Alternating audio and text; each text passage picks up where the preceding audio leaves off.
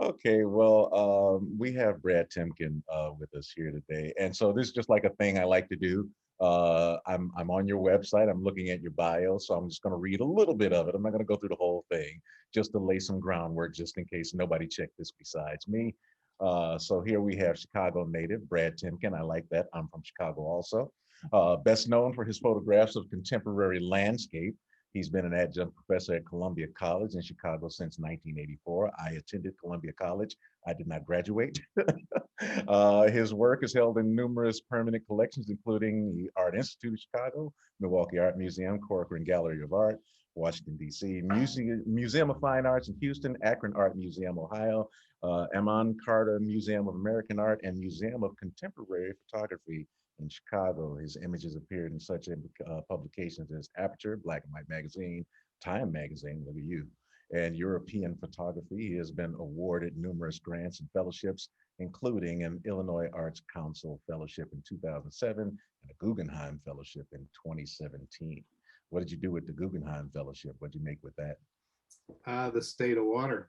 Ah, okay. So I really just kind of want to dive in. We'll play fast and loose. We'll talk. We'll show. I got some questions. You'll give me some answers, and so let's talk about that. Let's start there. How do you get a Guggenheim Fellowship? Wow, that's I'm glad I don't have to do it again. That's for sure. Okay. So what it is I think uh, it's a pretty simple application.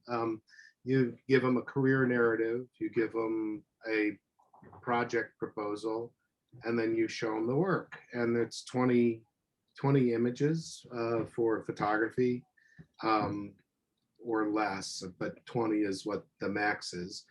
And I think I would say that they base it on what you've done, what you're doing, and what they think you're going to do. So they sort of like bet on you, Right. which, I'm really grateful about that. So how does that come about? You go find them, or they come find you? No, you can apply for Guggenheim. You can. So, yeah. And basically, my Guggenheim statement was less than a page. It was really, really short. And I think that they like that because they see so many applications. They gave 184 Guggenheims this year, and it's a good chunk of money because you can take a year off and they base it on what you think you're going to need and also what you're going to lose as income for that time that you're going to do it, and it's a 1 year grant, and you could spend the money on anything you want, and even your project could change. It's good about that. You just have to make sure that you work. I mean, if you get one, you're a pretty prolific worker anyway. um, There's some great people in this chat. Amongst them is Susan Bernstein, who I've done a couple of classes with. And one of the things that she tried to get across to her students in those classes at the time, and something that I drew from it, was trying to learn how to talk about, my work. So how did you learn how to talk about your work? well, that's hard. Susan's one of my best friends, by the way. Also So Chicago. yeah, she's in Chicago as well. But I didn't meet her in Chicago. I met her in Portland, actually. But so I think the way you get to talk about it is you show your work to curators and people that you think might know more than you, and you then go ahead and you give them your elevator talk. And if it sounds like bullshit, um, hopefully they'll let you know. Right. But you wanna be as unwordy as possible and as clear and direct at what your intent is. So one of the things that I'd like to teach is intent. I like to talk about intent because I think that's everything. And so if you can dig down into where you are and be honest, and try and understand your intent and let go of your ego, I think that that's a way of being clear and really listening to the pictures and listening to your gut and listening to what the questions that come from looking at your pictures and where you might fit into the world. Because I mean, I started photographing because it was actually the first thing I had control over my life. But as I did it, I realized that it was a constant um, it was a constant way pathway for me to personally express how I felt about the world, and it was a direct mirror. And it was, like, my photographs have always been here, and I'm here, and I don't think I hope I don't catch up to it, because like in Caddyshack, where Bill Murray said, reach total consciousness on your deathbed. So I got that going for me, which is nice. So, I'm just constantly getting closer to that point of understanding where I fit in the world. And at the same time, I get a chance to show the joy that I see to others. So, I mean, it says here, that, this discipline of landscape is what you're kind of known for. But how did that develop? What were you shooting? How were you approaching the work, the practice? How were you approaching your fascination with photography before you understood that spaces were the way that you best communicated, with your craft? So, so when I first started, I was a rock and roll photographer. I mean, I love music, and so I would go to concerts, and I got lucky because I started working for Cream magazine, and some, I like, famous people never really impressed me, and I would talk to them about what I liked and what they liked, but not, like, Right. so they sort of liked me too, and I was this little guy, and so they took me under their wing, and I got access, and I loved it. And then in about 1973, I saw an exhibition at Columbia College, actually, Okay. of Minor White, and it turned my entire world upside down. I realized that he was a poet, that he was making pictures of leaves and dirt and mud and water, and I was just enamored with it, and so I wanted to kind of see that. Plus, also visually, they were really trippy pictures, and I was very much interested in, kind of expanding my vision and my consciousness, because I was young. I was just kind of feeling things out. Um, and so I photographed things that had no sense of people, but it was always a landscape because I could escape, because I grew up in the city, and the city was hard for me to kind of move around, and I would make portraits and everything, but I really was drawn to the landscape, and I continued doing that. And through it, I realized that I was able to kind of create these worlds that were in here, and kind of share them out there. And um and that was pretty much that. And then as I did it, because I love people in the city, I realized that people are everywhere in my life, and so I began to see how people kind of influence the landscape. So then the landscape sort of, instead of looking inside, I started looking outside, and that was more interesting. That was really more interesting to me, because I'm just not that interesting, but the world around me, for me is, I'm in wonder of it every day. And I look at it as like this great place, and people are good. I'm a total naive optimist.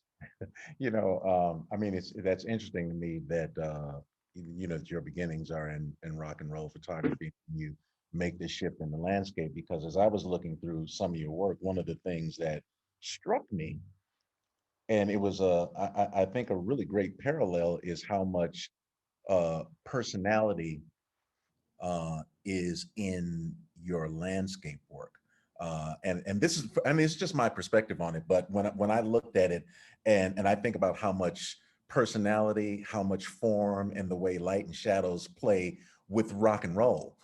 It's all about personality. Even our greatest rock artists, the way that they use their bodies, it's a lot about form, it's a lot about shape, it's a lot about shadow. So I mean, that's it's a landscape in and of itself. Plus, they function in the space of the stage, which is, landscape in a manner of speaking.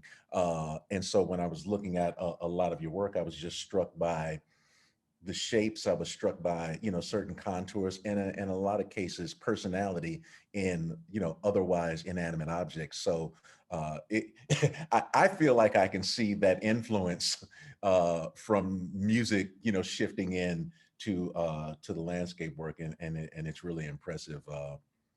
When what the background is.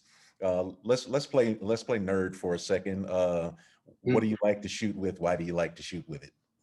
Well, for most of my career, it was all a view camera. Mhm. Um, I had a, when I was in high school, I had a 35 millimeter, and I did that with rock and roll. But in 1974, I bought a view camera, and it was like another world because I became like one with what I was photographing.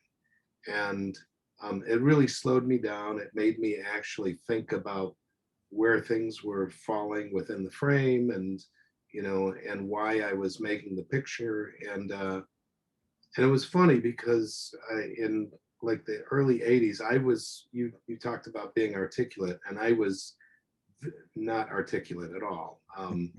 I would I would put analogize my making pictures with, sneezing, or, it was like a release, or and I didn't really have a good language to speak of it. And so I took a tape recorder with me, and on one of my road trips, on a few of them, and I recorded what I was thinking when I made the pictures. And I have to tell you, very embarrassing, to think of that life of when I was making the picture and the life of the picture. And so that really taught me how to listen to my pictures, and get past my own thoughts. Because what happens is when you make a picture, you have a sense of what it is, but the life of the picture often teaches you other things, and so you bring that, to it, and it kind of informs the other pictures that come after that. So, but anyhow, yeah, I really, I lost where it was going. No, you're on track. I'm sure everybody's following. I am. We were talking about how you came to the gear that you're using, and why you Oh use. yeah, yeah, the view camera. So anyhow, um, sorry about that. I'm Uh, paying attention. so I used the view camera all the way until just after I got the Guggenheim. I ended up buying a digital camera, and one that I probably wouldn't have bought had I not gotten it, because I'm not a commercial photographer. So there's really, to spend a lot of money on a camera was something I wouldn't do. And I bought that. So I use both. I use the view camera, and for digital, I use a Hasselblad X1D, which I really love. And I've made prints, the 32 by 40, and you can't really even tell the difference between the view camera and that, and the Hasselblad. Using digital, do you has your discipline and your practice allowed you to shift your patience and your specificity, even though the format allows you to freewheel a little bit and shoot more frames than you would usually shoot? I don't shoot. I don't shoot a lot. I mean, when I would go out with a view camera, I would make, on a good day, maybe 4 or 6 sheets of film. And they would be Over in what period of time in a day? over a day, a Okay. whole day, like 12 hours. When I go in the dark room, if I make 4 prints in a day, it's a huge day. When I first I was loaned a digital camera when I went to China, and Canon had given me a camera to use, the D5. And it was really funny because I asked people, I said, so how many pictures did you make? And they said, like 200. And they said, what do you make? What'd you make today? I was like, 10. I just, like I'm pretty sure when I stop to make a picture, I'm pretty sure about what it is that I want to photograph. And I'm not doing different versions. It's just, and it's because of the view camera. It's because, you've got this 4x5 or 8x10 sheet of film, and each one costs, a bunch of money, and you have to process it, and you can't bring like 100 sheets of film with you, unless you're going to change it on the spot. So I mean, even when I would go away for like a month, I might end up shooting a total of, maybe 80 pictures or 100 pictures. When you're going out to shoot, do you go out knowing what you're looking for? Are there spots or locations that you've scouted already, or do you find yourself on a scout, so to speak, or on a little bit of a hunt for for your work? So I look at going out and photographing, even when I know where I'm going. Like when I would do rooftops and the state of water, I knew the places I was going. I knew that I was going to a water treatment facility or a reservoir, but I had no clue because I didn't look at what it looked like before. And with the light and the wind, and if you stub your toe in the morning, or if you get in an argument with your wife, or you get a speeding ticket, that changes the way you look at everything. So I look at making the process of making pictures like I'm an explorer, kind of going through so I'm scouting as I photograph. And Okay. I'll come back to those places because I know that I felt something. And it's all about the gut. I really trust my instincts with it. Are there instances where you go and you make a frame or two, see the work and decide that you can do it better or differently, and go back? Rare. You can never go back. It's that moment, the way you're feeling, the way you saw it. I might go back to a place because the light wasn't right, and and I come back to that place, but the picture I make the next time is nothing like the picture I made the first time, because I have, it's already kind of spoiled me to change the way I'm going to approach it. Yeah. But So I think it probably is a good time to shift into showing some of what you're doing. You mind starting with State of Water, since I Guggenheim don't mind. felt like I don't that's what mind at we all. wanted to Well, support. how's that? This is good. Okay, so this was in Los Angeles at the Silmar Reservoir, and I'll just run through. Should I just run through them? Is that okay? Well, I mean, let's do a little talk through on the images that you feel like you want to tell us about, and Okay, yeah. sure. Well, so this one's Los Angeles, and it's when I made the picture, I knew right at that moment that that was going to be the cover of the book, because it sort of encapsulated what the whole body of work was about, which was the state of water. It's the state of our drinking water. It's the state of the way water transforms from sludge to pure. That was my Guggenheim proposal, was um, to show the magic that happens when as water kind of transforms from sludge to pure. And this was pure water. This is right after it comes out of being treated, going into the reservoir before it goes into your pipes. And okay, so wait a second, what's going on here? um, There. there. Oh, I see how I do it. Okay. This is in a reservoir treatment facility in Chicago. And that's a baffle block, which is about 18 feet tall and 12 feet wide. Uh, when I saw it, I just thought of 2001 Space Odyssey, the as they were standing by the monoliths, but I just loved the colors, and it's kind of surreal.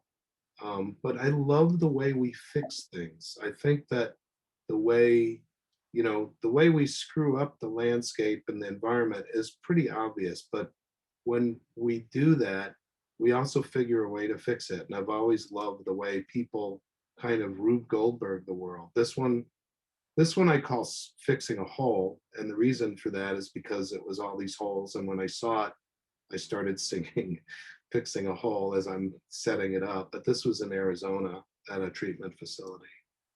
This Did you is research all of these places before you got to them? How did you come to the various facilities and get access and, the process of being able to get in to know that you could shoot any of this? What was that like?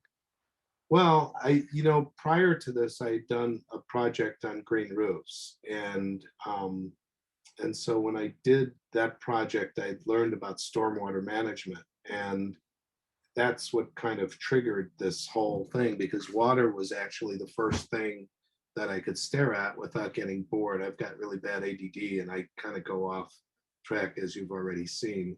Um, and anyhow, so what I did was I just called people up.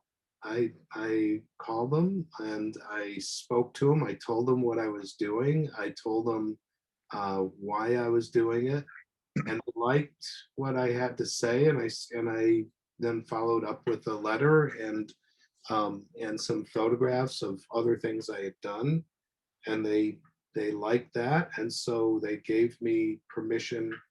And as I got permission from one, the next one came, and the next one came, and they would introduce me to other cities. And I was interested, like I went to Phoenix because of the 100-year drought and the aquifer, and just how all water is that way. And in Los Angeles, there's such an incredible history of water with Mulholland and the aqueduct, which is something I'm planning on continuing with, is the aqueduct in Los Angeles.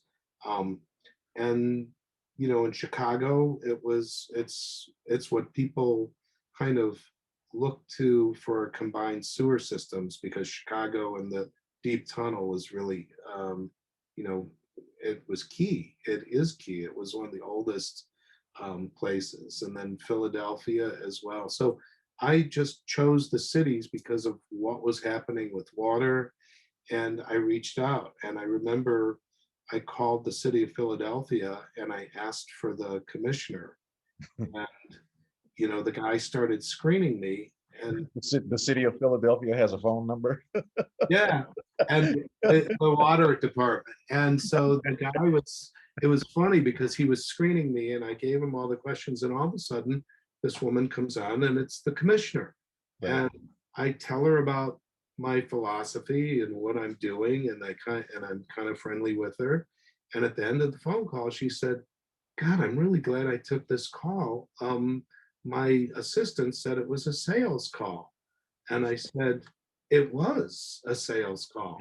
And, that's why I called you. I called you to sell me to you so I could do what I want to do with this." And she just loved it. And they hosted me, and same thing in Los Angeles. I mean, it worked out really well. Let me But ask you a question about this image, I mean, yeah, it refers to the other images as well. Um, I mean, you have, I think, an extraordinary sense of geometry, and there's a ton of symmetry in the work that you're doing here. The way that you work with lines is very impressive. So, are you drawn to that? Are you seeing that? Did you work at constructing that? And how much in these instances, is the color something that you're encountering and that's striking you, or is that an afterthought? so what happened was, in Chicago, these are aeration discs, and what they do is they pump the it's about that's about 20 25 feet deep, and this is the bottom of it. And it's filled with water, and it's usually wastewater, and those discs they pump high concentrated oxygen in there. And so what that does is it does the opposite. Like when you're floating in a swimming pool, you're Mhm. floating because you have oxygen in you.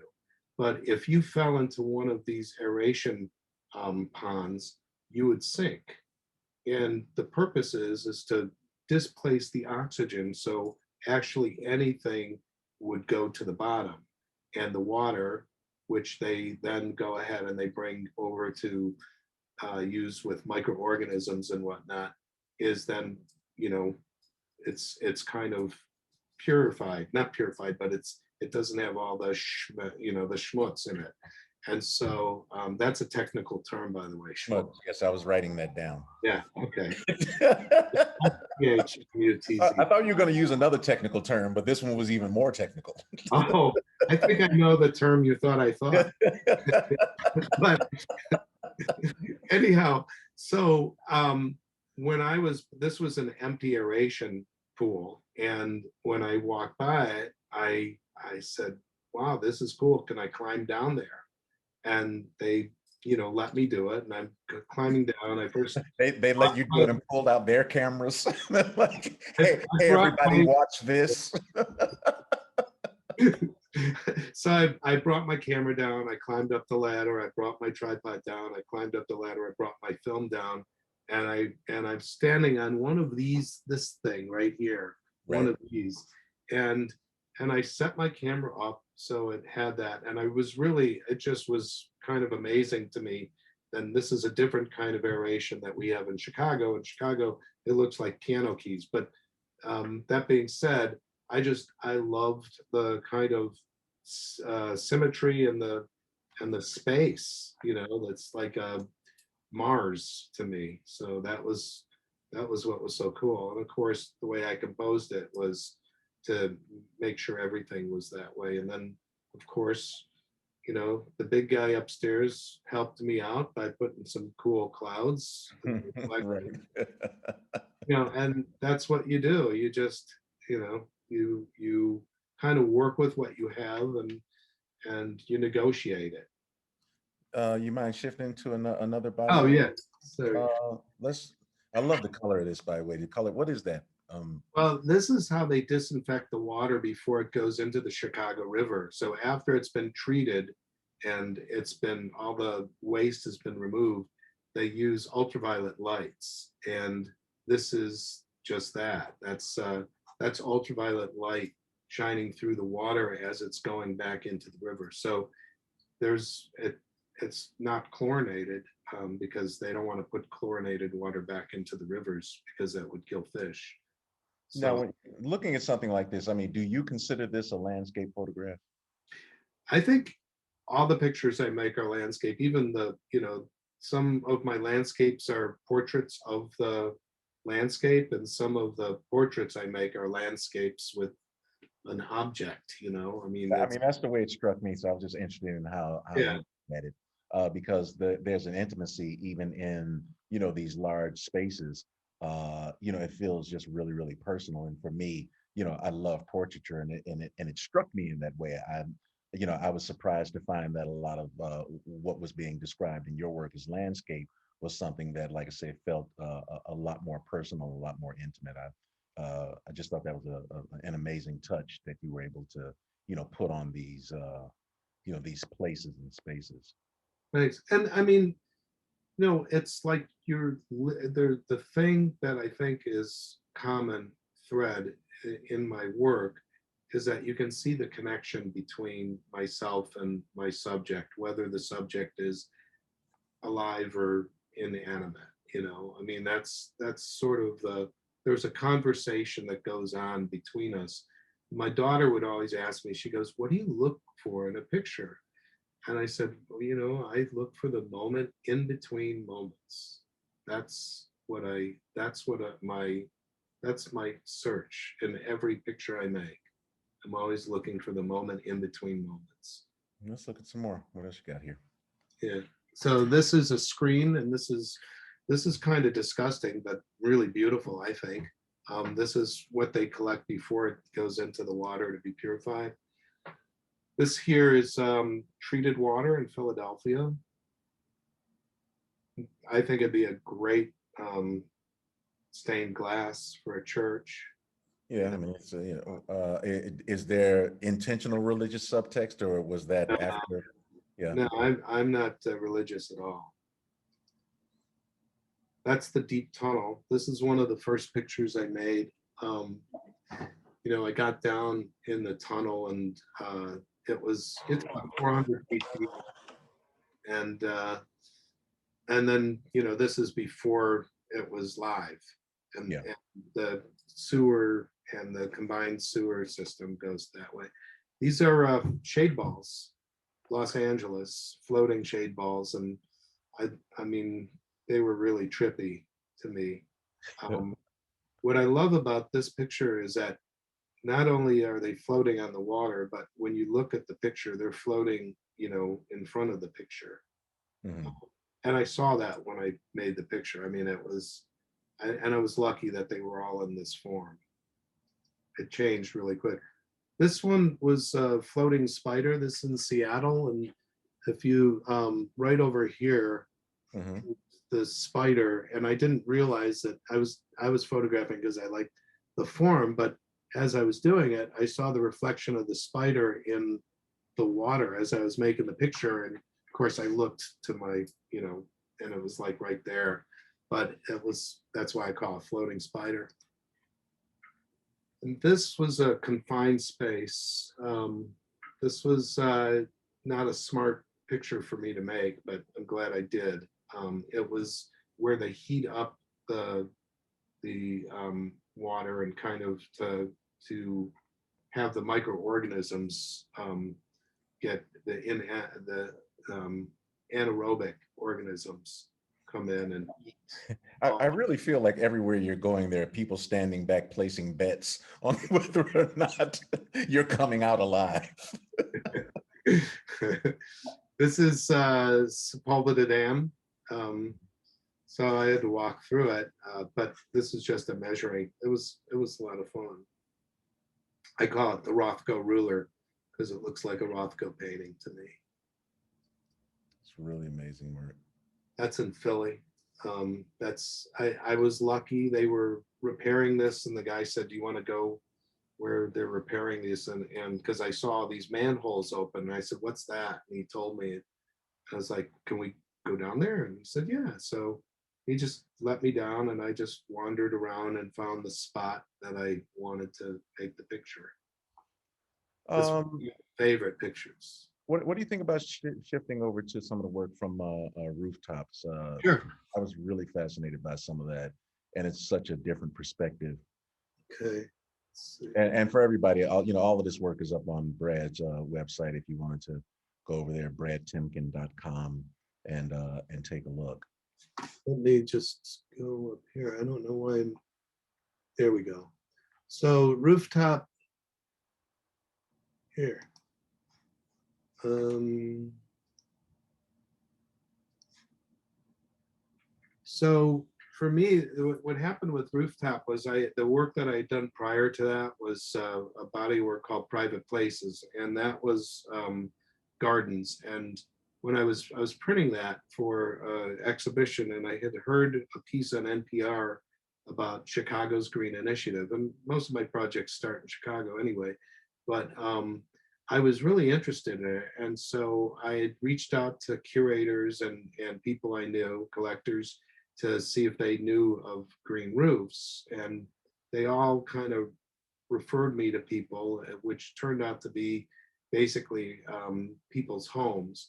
And as I started photographing that for the first year, I realized that I had already done that, and I don't like to repeat myself. And what I was really interested in was these green roofs were being used for not decoration or to sit out and relax, but they were being used for to mitigate our carbon footprint and stormwater and heat island. So this is the Chicago, this is Lurie Hospital, Northwestern, and this was actually right before the NATO meet in Chicago, and they had just finished this. And I was lucky because I knew my dad knew the doctor who worked on Mayor Daley, and so I was able to get access. He worked on Mayor Daley's son, who passed away. But it was, this is the hospital that he had pretty much, LeRoi and Maggie Daly was pretty instrumental. And then this was in a helicopter. I love how in Chicago things are, especially the architecture, it's really considered. So you can really see, the forms and on top of these tall buildings are these green roofs. And after photographing it for a while, I You sort of, back for a second though. I yeah, just want to jump in for a second because you don't get to say this was in a helicopter and then just go right past that. so Like it is not a helicopter sitting, you're like at the end of the block and you go, hey, so how do you end up in a helicopter with your gear? Is this your view camera? no, How did you get in the this is helicopter not this and this how is big was the building?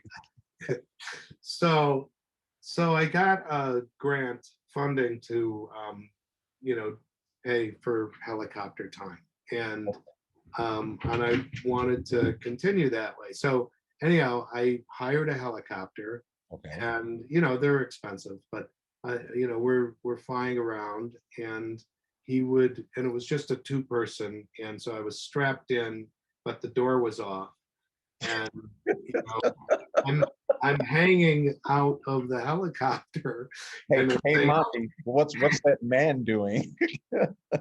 so so that was and this building right here, you'll see another picture from the top of the building on the building, which is kind of impressive. That's So right. did you know that this is where you were going, or you encountered this along the way? I encountered this on the way.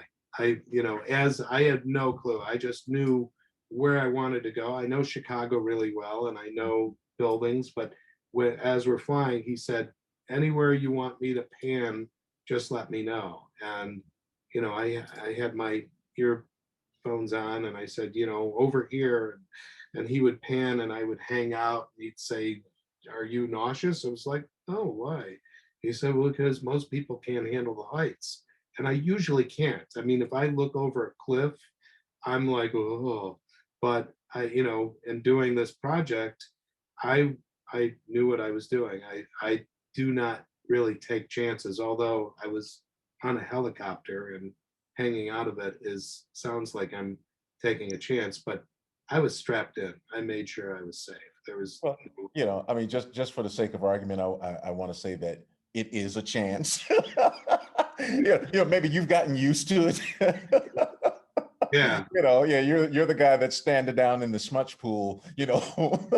So yeah, I mean, there's clearly a degree of calculated risk in these There's a- photographs. And I don't want you underestimating that. There should be a "Don't try this at home" sticker attached to a lot of this work. Yeah, I was trained in the safety. I did have to do some safety things with harnesses, and I had to do a thing where I hung off a roof, and because you don't, like, if you fall off a roof in a harness and you start trying, first thing you want to do is you want to struggle to get up. You don't do that. You wait till someone comes and pulls you up, Oh, because that's okay. you can suffocate yourself. So it's just something you don't do. But So one more question about that particular image, because sure. it really is striking. So again, you have this sense of your lines, the form, the symmetry. Did How long does it take you to get to this position, and when do you know? Yes, that's it. And then how stable is the process of shooting? Do you find yourself needing to crop? Do you adjust it all? When you're in a dark room? Is this film or digital? This is digital. This is digital. Okay. I have no problem cropping. I've As long as you are doing it with the, like, if you're cutting off, when you eat a steak, you're cutting off the fat, usually, or at least I am, so that's how I look at the cropping. Okay. I don't go and I don't completely crop an image. I did take a few of these because I'm flying around, and so you have this thing called a stabilizer, a gyro stabilizer, Right. which is on the bottom of the camera. And so what it does is it makes you kind of, you're grooving. You're not like Right. doing this. There's Right. none of that. The other thing is that you're shooting at infinity. So my f-stop was wide open, and which is usually one of the sharp, it's like the sharpest part of the lens, Right. and it was at a thousandth of a second. Okay. So it was pretty good. The only thing that I knew that I was gonna succeed with was the light, because I chose the time that I wanted to go up, and I took the half hour to get to where I wanted to be, and then flew around and came back when I saw places. I said, go over here or go over there. And so I did that for a couple of sessions. It was great. I enjoyed it a lot. It was a lot of fun. Okay, let's look at a couple more of these and then shift into something else. So this was on that's in Chicago. Mhm. This is also Chicago. This is Pittsburgh, and I went to Pittsburgh because of the kind of the things that they were doing with green roofs. As I started doing this project, I got hired by the Green Roofs for Healthy Cities to photograph the leaders of the green roof industry. And this picture is City Hall. And I had total access where I could just go and park at 5 in the morning and call the engineer and actually go up on City Hall. It was great. But what they did was, this was a William McDonough architecture, and a guy named Charlie Miller in Philadelphia had planned this. And this looks like it's a big hump, but there's really only, like 10 inches of dirt. That's it. And so I asked him about it. He said, well, what we do is we mimic nature. So we know that the tree wants to have a root system. So I basically made that root system so it would be able to go in without having to use a lot of dirt, because that's one of the tricks in green roofs, is it has to be stable and architecturally sound. Can I ask you to switch into another body of work? Because Yeah. there's another image you have, which I happen to love, is in accommodations, a tree and house. Oh, okay. Yeah, I think that would be. Yeah, I'm only pointing to it because of the similarities to me between those two images. Are those things that are sort of innate to you? Is that particular sort of balance something that always stands out to you? Yeah, I think that there's a lot of things that I see that recur throughout my work, and I mean, I see them. I just like, there's one thing that happens in there's like an archetype that recurs in my work. It's sort of a kind of something from the middle, where you go into the picture, and just how I make pictures.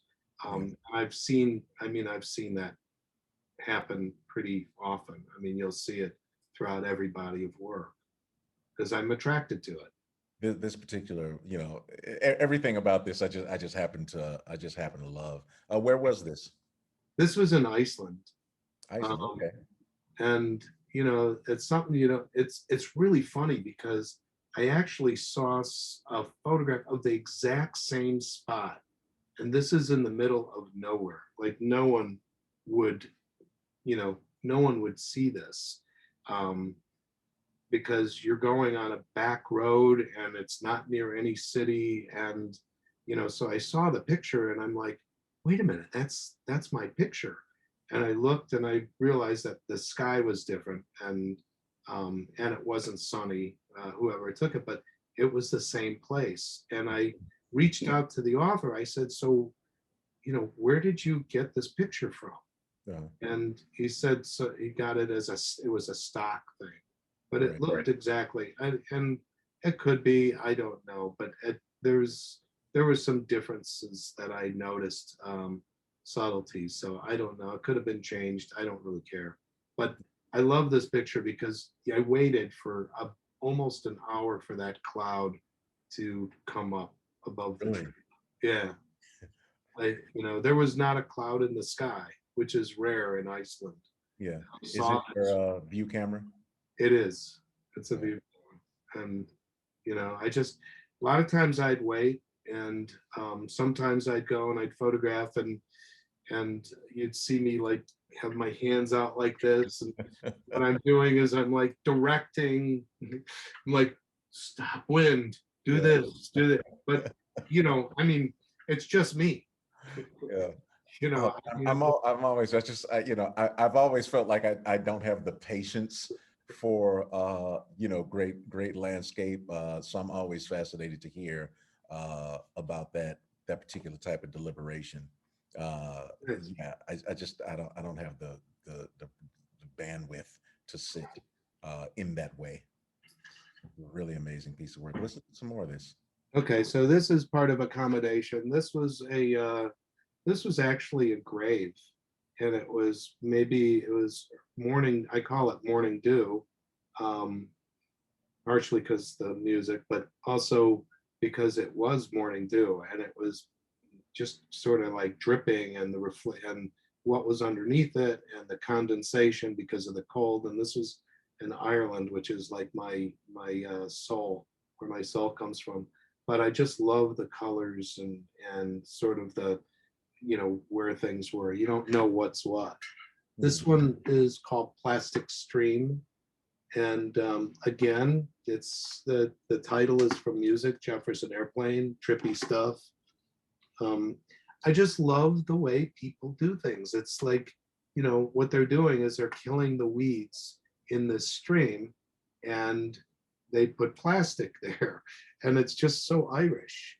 Yeah. Um, this one is just apples. It's one of my favorite. I love this picture.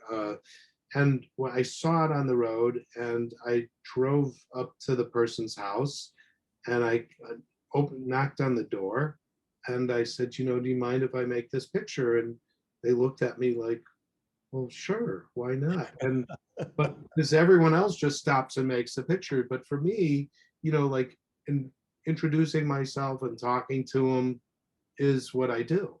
You know, that's kind of my MO. Um, this was in China, and this was a mountain of coal, and I just found it really interesting. It's huge, and you can see in the bottom there with the bushes that are there. So I mean, it's massive. Are Uh, you always just really attracted to this balance of, you know, the nature and the man-made? It's I am. okay. I think the way we accommodate nature, and, you know, because we need nature. And what we do is we try and change it, and we try and accommodate it for our needs, but it always ends up having us accommodate to it.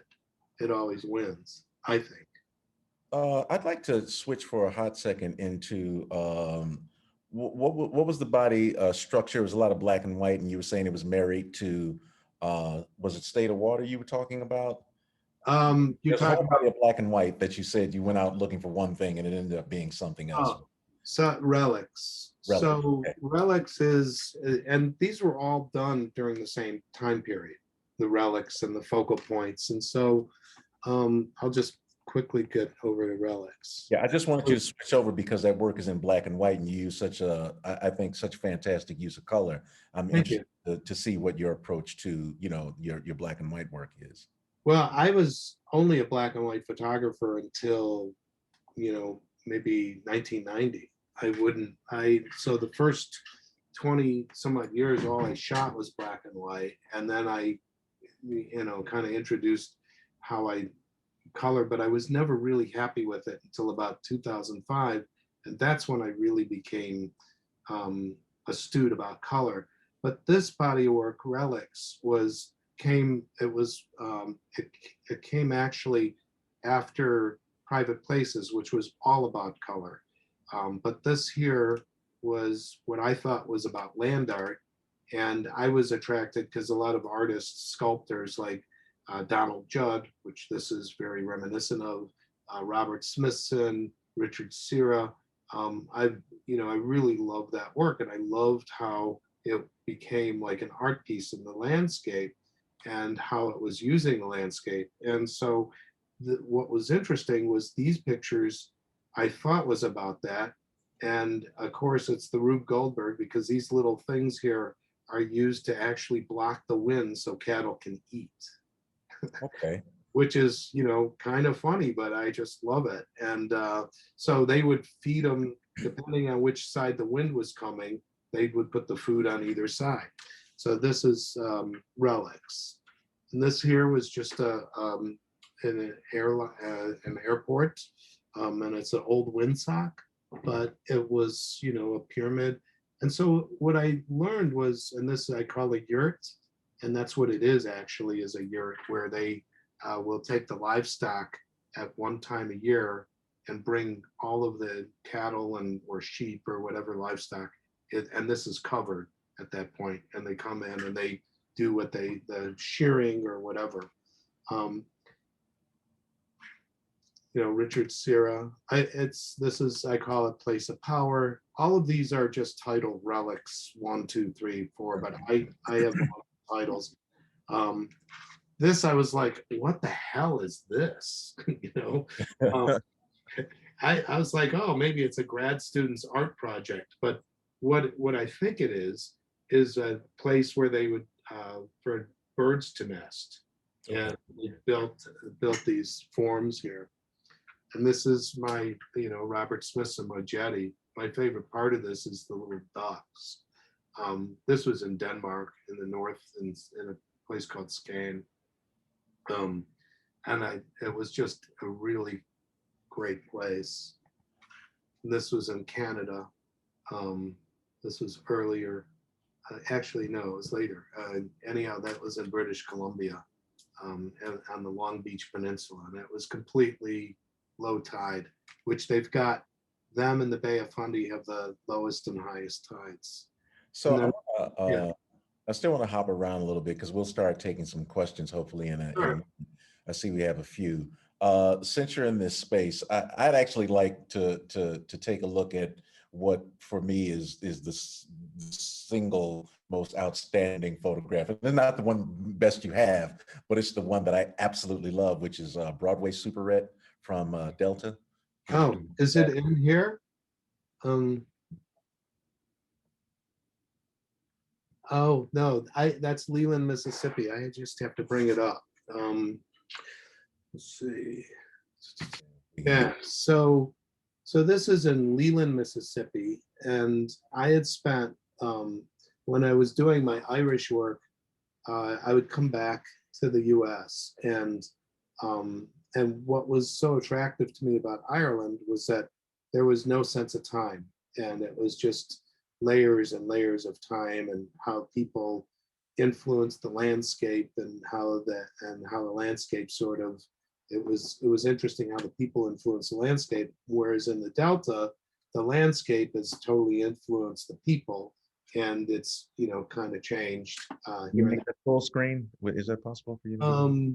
Let's see.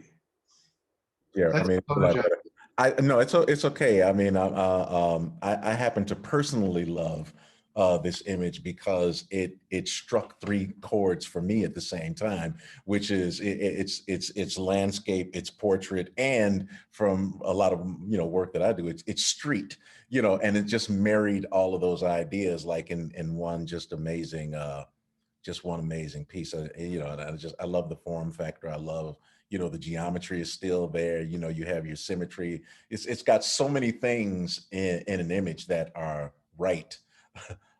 It's just I think the balance in it is fantastic. Thank you.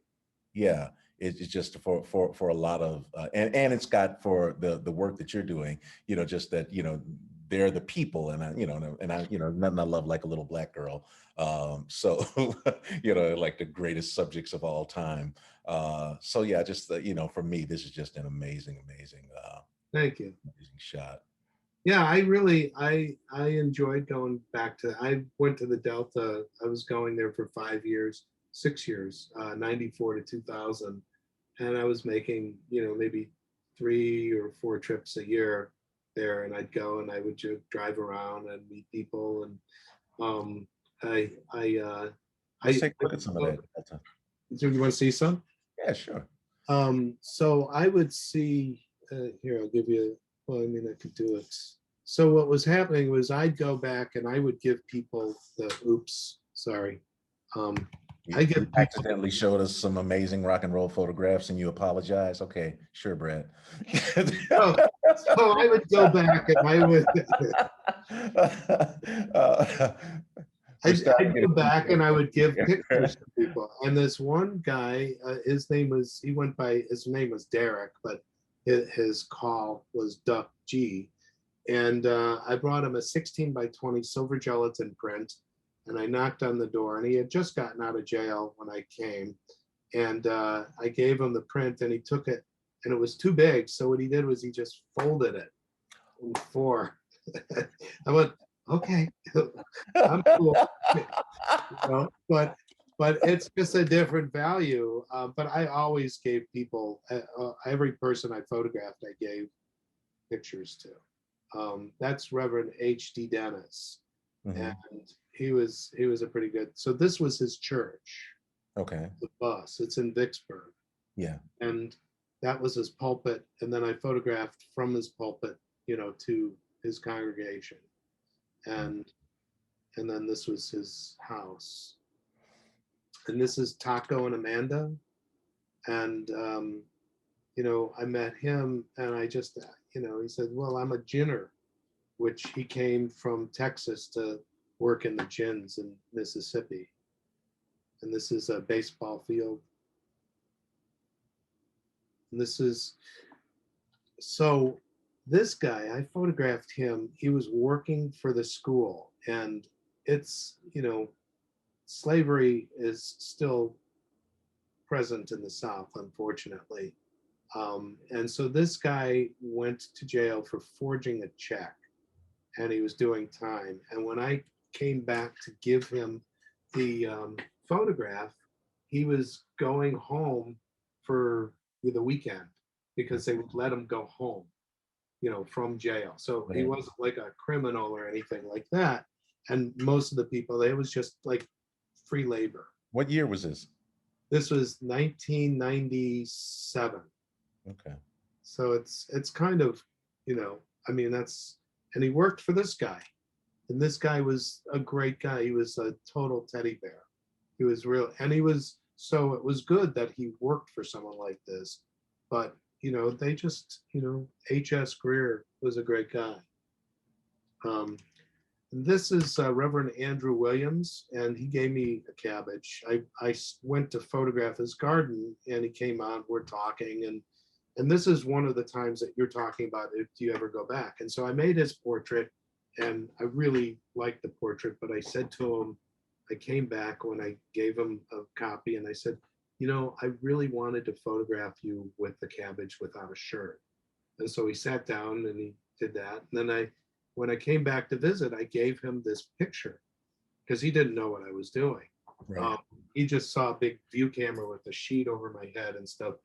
And he said, "So where's my head?"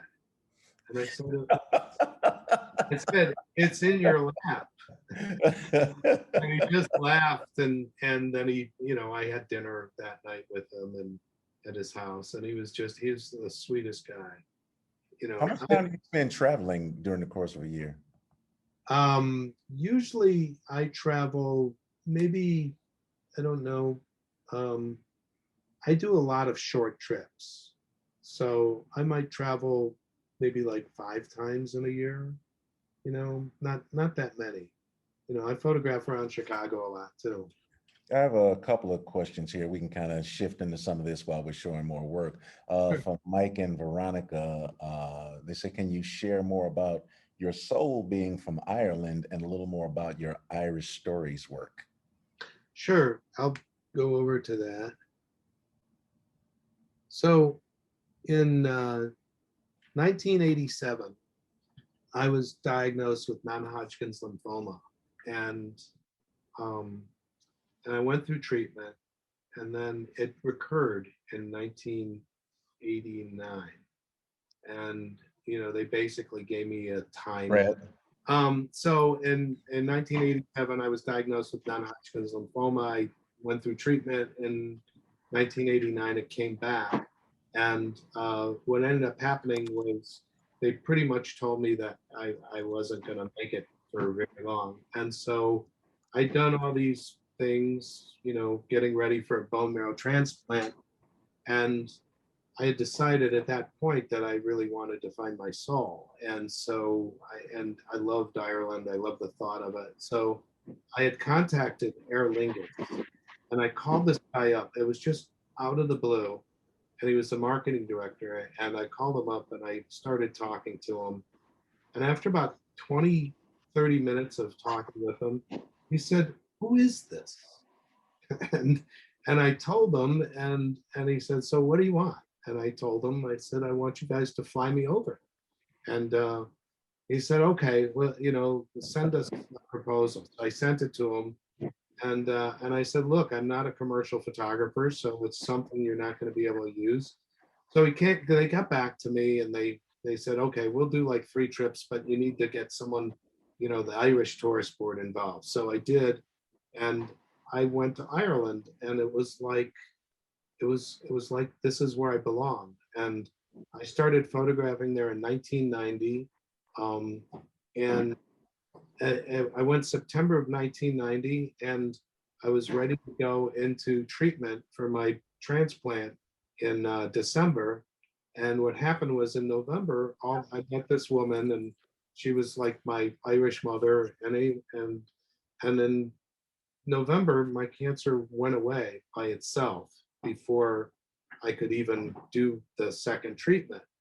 And so I thought that was something that was important, and I listened to it. So I kept going, you know, I got lucky, and I kept going to Ireland. And this picture here was one of the first ones where I actually saw, you know, I saw people within the structures, and, you know, ghosts and spirits. And I just went around Ireland, and, you know, without any sort of, I just didn't have places to stay. I just would drive, and I'd find a place I liked, and I photographed, and I continued doing that for probably like 20 years. I think Wow. I stopped going there in 2011. And so So it was, this body of work spans a number of years. yeah, yeah, 20 years. Okay. Yeah. And I would stop people. I mean, this was Martin Canavan and his dog Carlos, and he was just waiting for this mail. That's it. And I just loved the dog. This was this was Dave and Catherine and Sally, the dog. And I stopped here. I went to make a picture of the house because of all the roses. And he came out, and he said, "What are you doing?" I said, "Well, I was going to make a picture of your house." He goes, "Well, it'll cost you £2." And I went, "No, I'm not going to pay that." And then he said, "Well, who are you photographing for?" I said, "Myself." And I told him the story. He looked at me, he goes, "Because you're a liar." I just started laughing. And so we talked for like maybe an hour or so. And I said, "Hey, Dave, I want to make your picture." And he said, "Okay." So he went in the house, he changed his clothes. His wife came out, and he goes, "Wait a minute, let me get Sally." And he just puts her on the gate. And that was the picture I made. And it's funny because that one was one that the museum got. Um, we were driving in Northern Ireland, and it was maybe about 8 o'clock at night. And I saw these guys talking. And so I was curious. So I just pulled off, and I went over there, and I started talking to them. And we're talking for a while. And then I asked him if I could make the picture. And he said, I love that you got, you're just kind of hanging out." And so that was, I'm sorry. Oh, so that was the picture I made. This was peat. This is they cut the peat and they burn it. And what they're doing here is they're putting in piles to dry. This is a big cow. And he didn't move much. This was Helena Kelly. I made this in 1992. And it's really funny because I went back. This is on Ackle Island in Mayo. And I went back to make another picture of her 10 years later, and yeah, 2002. And she came out and she had no freckles, but her Right. sister looked exactly like her. And she wanted no part of being photographed again. So in this image, you know, I mean, I'm just looking at the, you know, the textures in her face and the textures on the wall and in the clothes. How much of it did you see immediately, or you know, what kind of happened there? Right away. I Mhm. saw the pilled fleece and her freckles, and then I placed her against the wall that I thought was sort of like repeating that. So Yeah. yeah, I was that was one of the first things that I saw. She was just a lovely girl. Um, this here was this was the first picture I made in Ireland, and this was outside of Dublin, and it was in County Wicklow, and it was where I really realized that there were layers of time just right there. There were centuries and presence of now and earlier. And so for me, that's why my soul is so close to Ireland. And you know, every time I'd go to Ireland, my friends would they'd sit and they'd say, I always know when Brad's here because there's an Irish accent, you know, because I and I do. I've got the worst accent. I sit there, oh Jesus, oh for fuck's sake. But uh, I love it. I love Go ahead. Ireland. I'm sorry. Yeah. So yeah, so There's that's another question here from yeah. Evans Vestal Ward, and he's wondering. Uh, he says, "Please share the translation to the book format." The book format, you mean where how it goes, how it gets into a book, or how it, Yes, I'm or how thinking it, that's what the nature of your question was, Evans. If you want to be a little bit more specific about that, I'd appreciate it. But yes, he says yes, how it comes into the book format. So yes, that's okay. correct. So for me, my like after I make a lot of pictures, I look at them and I kind of live with them, and I get to know them and be friends with my pictures, and I listen to sort of the story that they want to tell. And so sequence is something that's really been important to me since the beginning. And so I like to sequence things where things kind of make sense. So when when I when I think of a body of work that's going to be a book, I think of capturing the essence of what I saw and what I felt, so other people can make their own determination and ask questions, and hopefully see some of those little idiosyncrasies, like in Ireland, you know, the sense of timelessness in private places, the sense of fun and where people's living space, in rooftop, showing the how the architecture actually becomes the landscape. It becomes one with the landscape, which then reflects my intent of, you know, nature and man, and how we accommodate uh, nature or try to accommodate nature.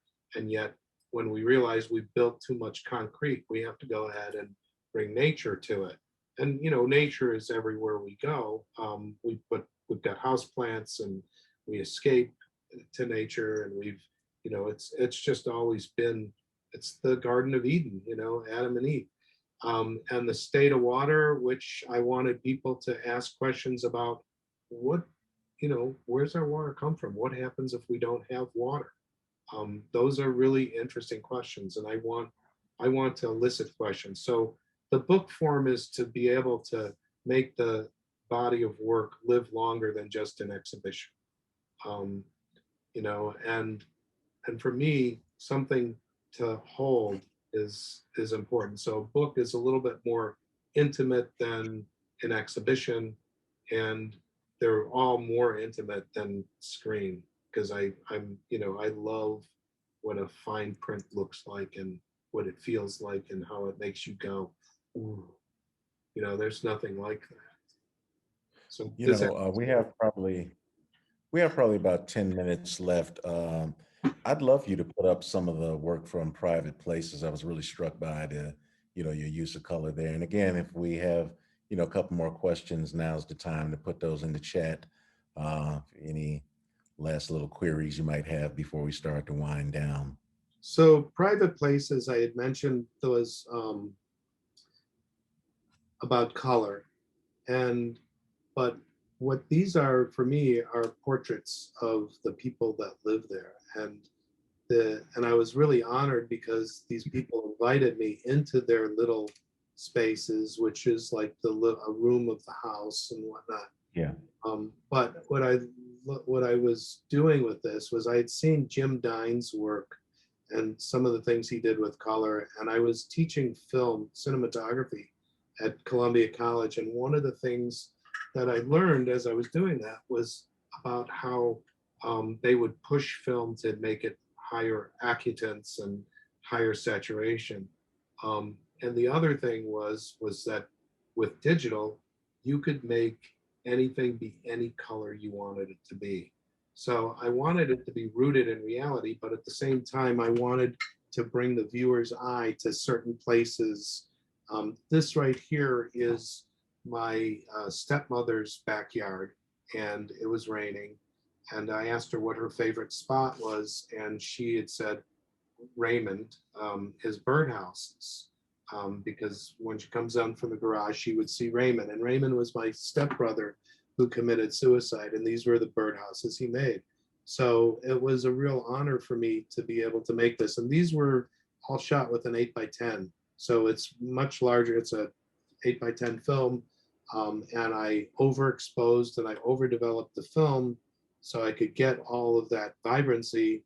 And then what I did was I then changed things digitally to make things match. So your eye would see certain things, like the blue ball, blue wall is what this is called.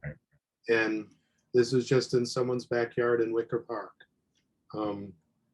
This photograph was, we saw this guy reading on the street and the little garden. This is on Grand and Aberdeen. And he didn't speak any English. He was Spanish.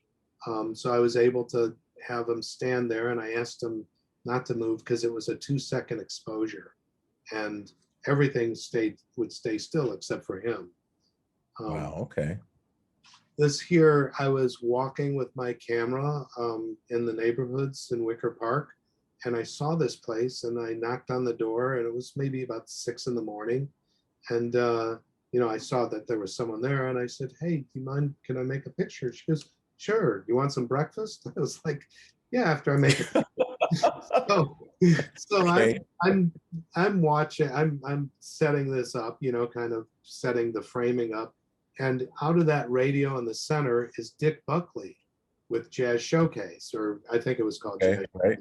And it's blasting, but I just loved, you can really see who these people are. This was from a friend of mine's. I was on her garage photographing her backyard. And, this was a long exposure with her koi pond. I did set the orange chair up, but everything was, and I was there. And most of these people, I would see the house and I would ask if I could photograph it, and they would give me keys to come back anytime I wanted. So I would be able to go there at I had a whole big ring of keys that I would open up the gates, and they knew I was coming, and it was going to be like at 5 a.m. or 6, because my favorite time to photograph is early morning or late afternoon. But Here's one of the last couple of questions we'll have, sure. and this is from Micah. How do you approach periods of boredom, lack of inspiration in your work, aka burnout? So that's a great question. And Lou Reed once said, he goes, after I did Transformer, I thought that was it. He said, but it wasn't. I just have faith that it's always going to happen. And so for me, there's this book, this one right here, called Imagine How Creativity, How Creativity Works. And one of the chapters is called Bob Dylan's Brain. And he talks about when you hit that wall, and it's like this in sports and everything, I believe, but when you hit that wall, you either quit or you try and climb over it. And when you climb over it and you've seen that you climb over it, it's like new things happen. And so I just have faith, I just work. I just, even when I'm down, I know that it's just a period. I look at my work as a lifetime. I don't look at it as, I don't look at, I look at the process. I don't look at the pictures. The pictures to me are biscuits. They're like saying, good boy, keep going down this trail. You're doing well. But but the process that I've been doing, it's like a gift. And I, we all struggle with that, but I just have faith that I'm going to work my way out of it, and I'm going to make better pictures, and I'm going to get closer to total consciousness. What's the name of that book again? Imagine. Oh, it's by Jonah Lehrer. It's called Imagine. Okay, there you go. And he The talks pictures about of biscuits. Sherry Berger loves that quote, the pictures of biscuits. the pictures are just a biscuit. That's it. Pictures of biscuits. Yep. All right, so I think we're about to wind down here. Debbie Arlook is very impressed by the fact that you knocked on a stranger's door at 6 a.m. and got fed. I knew that she was there. I mean, I heard the music coming from the backyard. Yeah, but still, but I have no problem. I'm good with people. I like people. Yeah, you hang out of helicopters and climb down into schmutz pits. So I guess of the level of risks that you take, knocking on a stranger's door at 6 a.m. probably is a 3 on a scale of 1 to 10. It's not a hard thing to do. I mean, so we're about to wind down here. As we close out, what do you want us to know? What do you want us to take away from your work, and what do you want us to take in to our own work? That the world is a good place and people are good, and even with the worst things, there's always something good that comes out of it. And I, without getting political, if you look at what's happening now, we're going to come out of this and we're going to be way better. And, we keep growing and constantly evolving. And that's how, as an artist, being able to show the world that it's always changing and it is a good place is important to me. I want people to I think that if we concentrate on good, that the good will outweigh evil. So can you unshare your screen there for a second, Fred?